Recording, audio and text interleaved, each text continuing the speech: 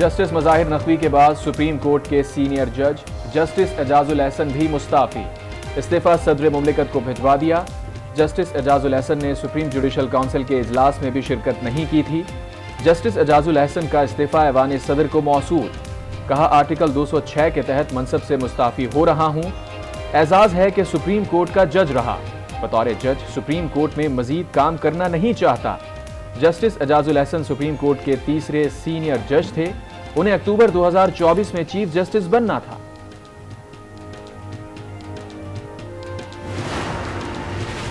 Justice Mazahir Naqvi supreme court के जज नहीं रहे। सदर मुमलिकत आरिफ अलवी ने इस्तीफा मंजूर कर लिया। नोटिफिकेशन जारी। जस्टिस मज़ाहिर नकवी ने गुज़िश्ता रोज इस्तीफा सदर को भिजवाया था। सदर मुमलिकत ने जस्टिस मज़ाहिर नकवी का इस्तीफा आर्टिकल 179 के तहत मंजूर किया। मज़ाहिर नकवी जज की मराआत के हकदार रहेंगे।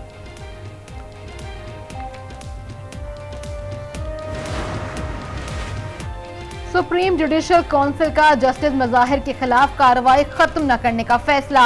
कार्रवाई में शामिल होने के लिए जस्टिस मज़ाहिर अकबर नकवी को आगाही नोटिस जारी।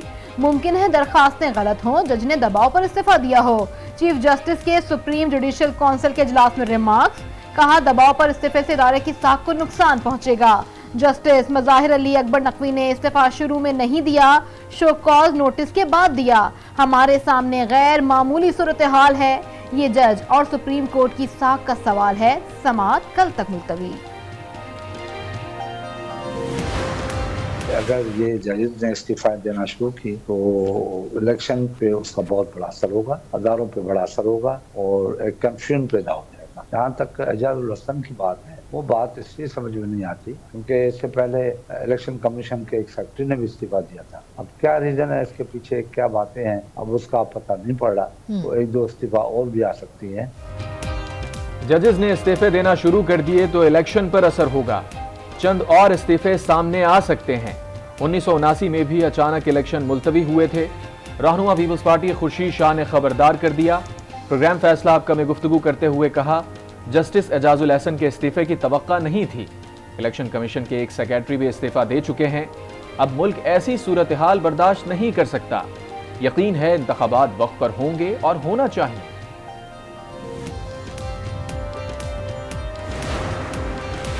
जनूबी एशिया में इंतखाबात की गैर यकीनी सूरत हाल से निजी शोबे को नुकसान पहुंचा। गैर मुल्की सरमायाकारी कम हुई। आलमी बैंक की आलमी इक्तसादी रिपोर्ट जारी। सियासी अदम इस्तेहकाम के बाइस मुआशी तरक्की की शरह सुस्त रही। इंतखाबात से पहले इखराजात में इजाफा मईशत को कमजोर करता है। मॉनेटरी पॉलिसी की वजह से महंगाई कम होना शुरू हुई। मईशत की बेहतरी के लिए इस्लाहात और इकदामात नागुज़ीर करार।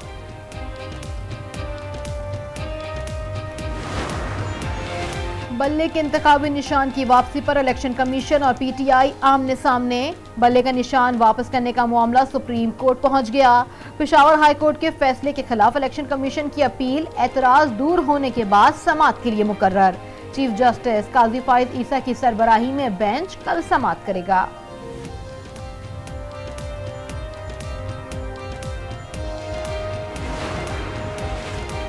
पार्टी सर्टिफिकेट इलेक्शन कमीशन की वेबसाइट पर शाया ना हो सका। पीटीआई ने पेशावर हाई कोर्ट में तौहीन अदालत की दरखास्त दायर कर दी। दरखास्त में चीफ और सेक्रेटरी इलेक्शन कमीशन को फरीक बनाया गया।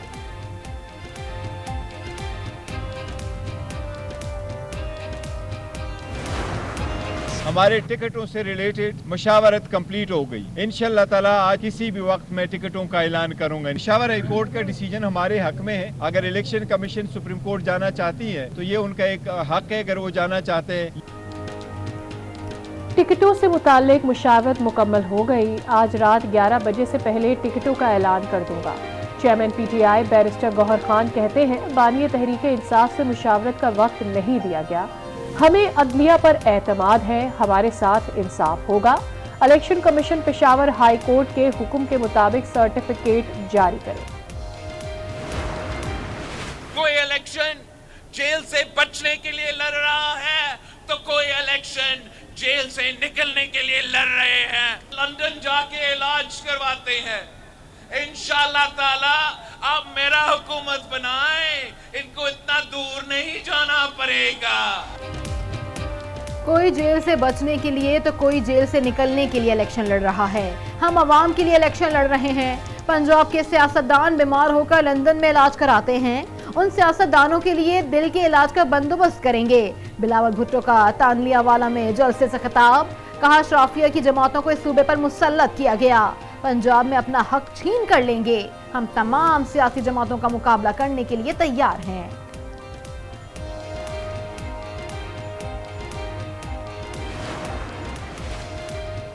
आम इंतखाबात 2024 के उम्मीदवारों की नजरसानी फहरिस्त आज जारी होगी।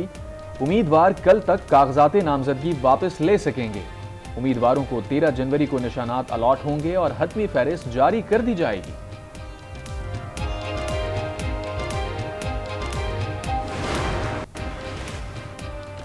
आईपीपी और नून लीग के दरमियान लोधरा में सीट एडजस्टमेंट पर ठन गई। नून लीग की जहांगीर तरीन से लोधरा से इलेक्शन न लड़ने की दरखास्त।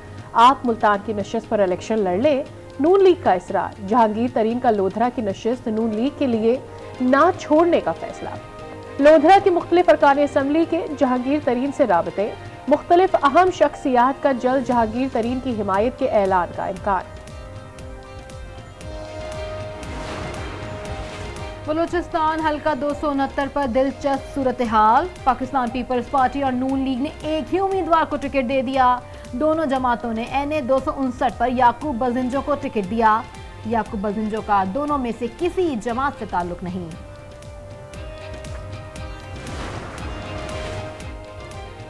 MQM पाकिस्तान ने कराची से कौमी असम्बली के उम्मीदवारों की हतमी फहरिस्त जारी कर दी। 16 उम्मीदवार 18 नशिस्तों पर इलेक्शन लड़ेंगे। फारूक सत्तार 2 हलकों NA 241 और 244, मुस्तफ़ा कमाल NA 242 और 247 से उम्मीदवार होंगे। खालिद मकबूल सिद्दीकी NA 248 से उम्मीदवार। अमीनुल हक को NA 246 का टिकट दिया गया।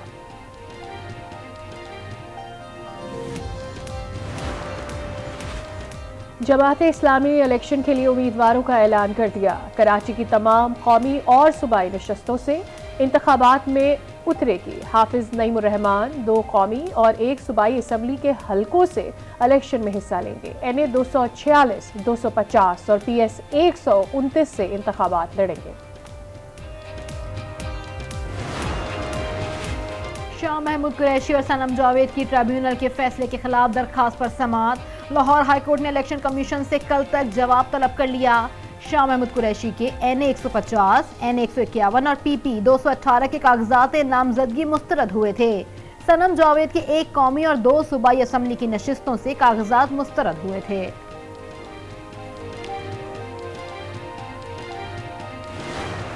इंतखाबात इंशाअल्लाह जुमेरात 8 फरवरी 2024 होंगे और इलेक्शन कमीशन का जो अख्तियार है वो उन्होंने इस्तेमाल किया है और अभी जब हम गुफ्तगू कर रहे हैं अभी तक वो अपने इस मौक़िफ़ पर खड़े हैं। इंतखाबात 8 फरवरी को ही होंगे। सिक्योरिटी मसाइल का इदराक है जिन्हें हल करने की कोशिश जारी है। इलेक्शन कमीशन के माली सिक्योरिटी ज़रूरियात पूरी करने के आईनी तौर पर पाबंद है। निगरान वज़ीर इत्तलात मुर्तज़ा सोलंकी का तकरीब से खिताब, कहा सियासी जमातें मुल्क को कर्ज के गड़े से निकालने का कोई विजन दें। बिजली और तालीम मुफ्त करने और तनख्वाहें दुगनी करने के दावे चीप टॉक है। PTI से मुताल्लिक मामलात का PTI ही बेहतर बता सकती है।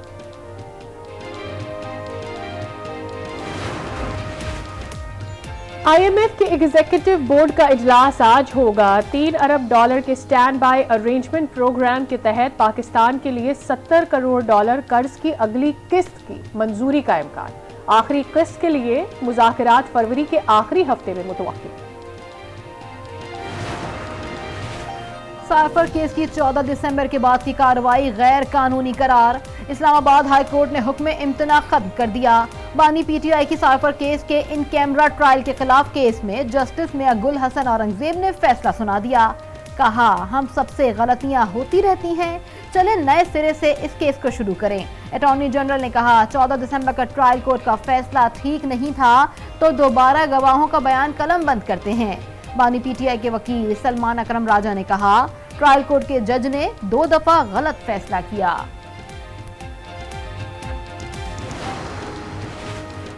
बानी PTI के खिलाफ 9 मई वाकयात के 12 मुकदमात की समाअत। बानी PTI को जुडिशल रिमांड पर जेल भिजवा दिया गया। तफ्तीशी अफसरान की बानी PTI के 30 दिन जिस्मानी रिमांड की इस्तदा खारिज। तोशाखाना रेफरेंस पर अडियाला जेल में समाअत, 4 गवाहों के बयानात कलमबंद।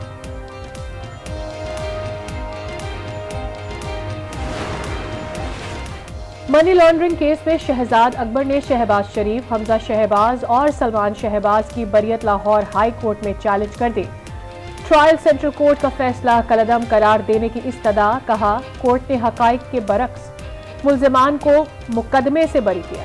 दौरान इंक्वायरी 28 बेनामी अकाउंट्स सामने आए। 15,000 ट्रांजैक्शन से 16 अरब रुपए की मनी लॉन्ड्रिंग की गई।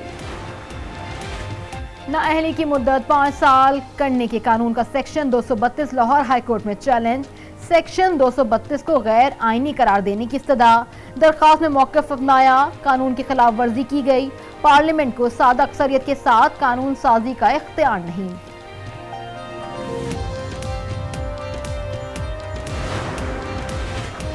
मुल्क के मुख्तलिफ शहरों में शदीद ज़लज़ले के झटके। खैबर पख्तूनख्वा, पंजाब, आज़ाद कश्मीर और इस्लामाबाद में लोग कलमा तैयबा का विर्द करते हुए घरों से बाहर आ गए। ज़लज़ला पैमा मरकज़ के मुताबिक ज़लज़ले की शिद्दत 6 और गहराई 213 किलोमीटर रिकॉर्ड की गई। ज़लज़ले का मरकज़ कोहे हिंदुकश अफगानिस्तान था। भारतीय दारुल हुकूमत नई दिल्ली में भी ज़लज़ले के झटके।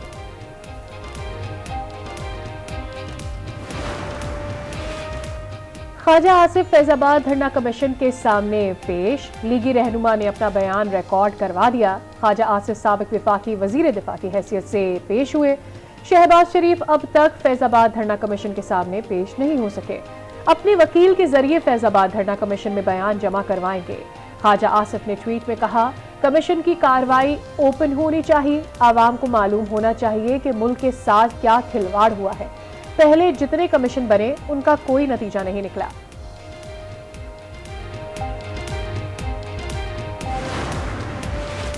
बुज़दिल दहशतगर्दों का कोई खौफ नहीं। अगर दहशतगर्दों में गैरत और हिम्मत है तो बिलों से निकलें और सामने आकर लड़ें। निगरां वजीर आज़म अनवारुल हक काकड़ का खिताब, कहा दहशतगर्द बुज़दिल हैं, छुप कर हमला करते हैं, इस्लाम के नाम पर लोगों को डराते हैं। दहशतगर्दों के सामने घुटने नहीं टेकेंगे।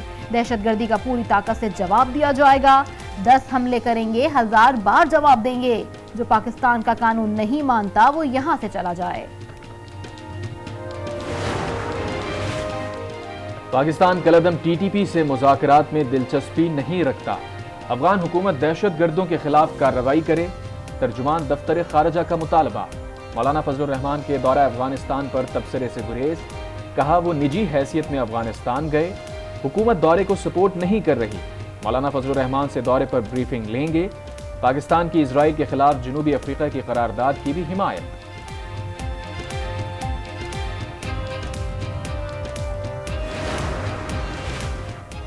गैर कानूनी अफगान बाशिंदों की वतन वापसी का सिलसिला जारी। गुज़िश्ता रोज 944 अफगान शहरी अपने वतन वापस चले गए। अब तक वापस जाने वालों की तादाद 4,64,656 तक पहुंच गई। पेशावर हाई कोर्ट में एमल वली खान के खिलाफ तौहीन अदालत केस। एमल वली खान ने अदालत से माजरत कर ली। कहा तौहीन अदालत का सोच भी नहीं सकता, सिर्फ गिला किया था। चीफ जस्टिस इब्राहिम खान ने रिमार्क्स दिए, दहशतगर्दी का केस बन सकता है लेकिन मैं कुछ नहीं करना चाहता, बस अपने बयान की तरदीद कर दें।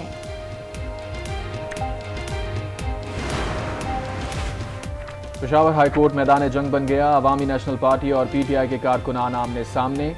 अवामी नेशनल पार्टी के कारकुनान ने दरखास्त गुजार को घेर लिया। फजल मोहम्मद को तशद्दुद का निशाना बनाया गया।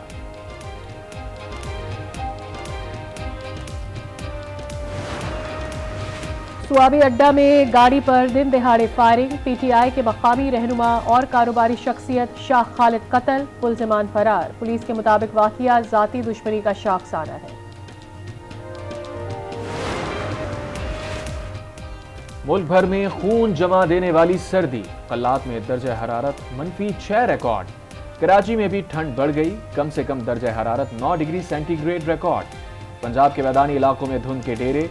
मोटरवे मुख्तलिफ मकामात से बंद। फ्लाइट ऑपरेशन मुतासिर। मुसाफिरों को शदीद परेशानी का सामना। ड्राई फ्रूट की कीमतें में बहुत इजाफा हो गया है।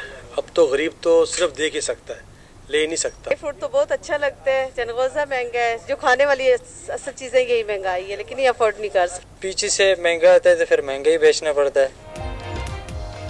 सर्दी की शिद्दत में इजाफा हुआ तो खुश्क मेवाजात की मांग भी बढ़ गई। शहरी काजू, मूंगफली, अखरोट, बादाम और दीगर अशिया की खरीदो फरोख्त में मसरूफ।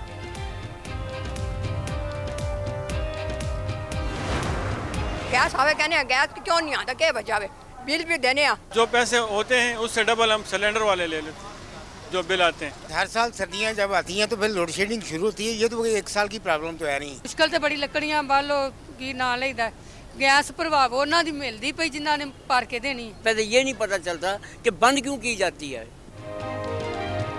सर्दियों में गैस की लोड शेडिंग से शहरी नई मुश्किल में पड़ गए। सिलेंडर के इस्तेमाल से माली बोझ भी बढ़ गया। हुकूमत से लो प्रेशर और लोड शेडिंग का मसला हल करने का मुतालबा।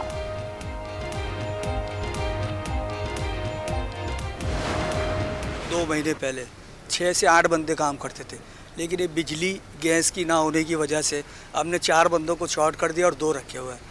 अगर ये बिजली गैस का मसला हल हो जाता है तो हम 4 से 8-10 बंदे रखेंगे, लोगों को रोज़गार मिलेगा। लोग बंद हो रहे हैं, लोग कारखाने बंद कर रहे हैं क्योंकि बिजली नहीं है तो कैसे अपना चलाएंगे, लोगों को कैसे लेके चलेंगे, इसकी वजह से काफ़ी परेशानियाँ हो रही है।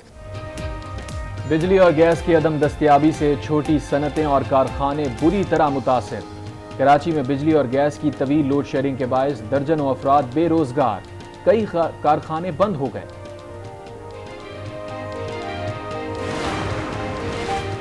क्वेटा के इलाके जिना टाउन में गैस लीकेज से धमाका, एक बच्ची जाँ बहक, 3 अफराद झुलस कर जख्मी, अस्पताल मुंतकिल। लाहौर में नमूनिया के केसेस में इजाफा, मोहसिन नकवी का चिल्ड्रन अस्पताल का दौरा, तिब्बी सहूलतों से मुतालिक दरियाफ्त किया, बच्चों की खुसूसी देखभाल की हिदायत, कहा बच्चों की जिंदगियों के तहफ़्फ़ुज़ के लिए हर मुमकिन इक़दाम उठाएंगे।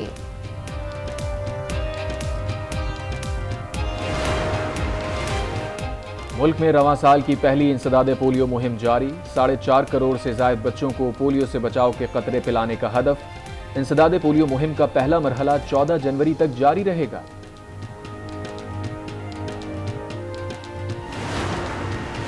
पंजाब में चीनी की कीमतों में इजाफा, 2 रोज में 10 रुपए फी किलो तक महंगी। परचून में कीमत 150 रुपए फी किलो तक पहुंच गई। चीनी की एक्स मिल कीमत 140 रुपए और होल सेल कीमत 142 रुपए तक पहुंच गई।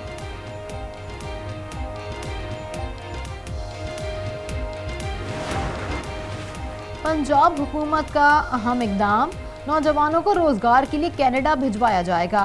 Pakistan western Canada trade association से MOU पर दस्तखत की मंजूरी।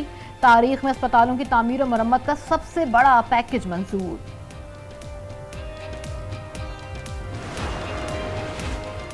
कराची के RJ मॉल में आतिशज़दगी का केस, अदालत ने 8 मुल्जिमान की दरखास्त जमानत मुस्तरद कर दी। आतिशज़दगी वाक़े में 11 अफराद लुक़्मा अजल बने थे। बाजोड़ बम धमाके का एक और जख्मी चल बसा, धमाके में शहीद अहलकारों की तादाद 8 हो गई।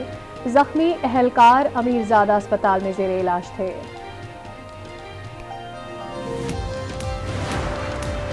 लकी मरवत में 11 अफराद के कत्ल का मुकदमा दर्ज। मुकदमा चाचा उमर गुल की मुद्दत में दर्ज किया गया।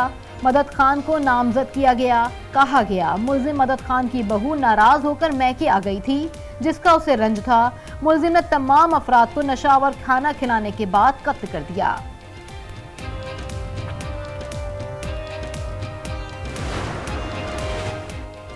कराची के सखी हसन पुल के नीचे कायम स्पोर्ट्स एरेना, नशई अफराद की नजर, अतराफ की जालियां भी नशई अफराद ले गए। शहरी कहते हैं पहले यहाँ फैमिलीज आती थीं, अब यहाँ रात होते ही नशई अफराद आते हैं।